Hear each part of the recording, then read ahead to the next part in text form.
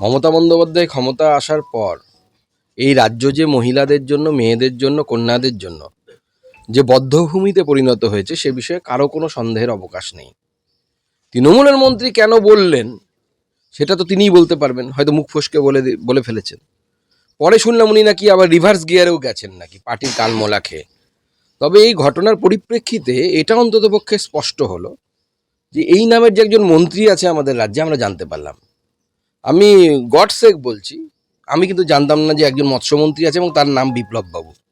কারণ তৃণমূলে একটাই পোস্ট, বাকি সব ল্যাম্প পোস্ট বা ঢ্যাপোস্ট যাই বলুন না কেন, বাকি কাউকে কেউ চিনতো না। আমরা জানতে পারলাম যে একটা মৎস্যমন্ত্রী আছে, বিভিন্ন কাজ, মানে কাজ কোথায় হয় তো কেউ মৎস্যের কোনো কাজ তো দেখতে পায় না আমরা।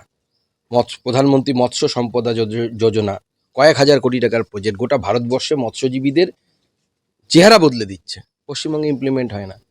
তো সেই মৎস্যমন্ত্রী কি বললো না বললো কোনো লাভ নেই।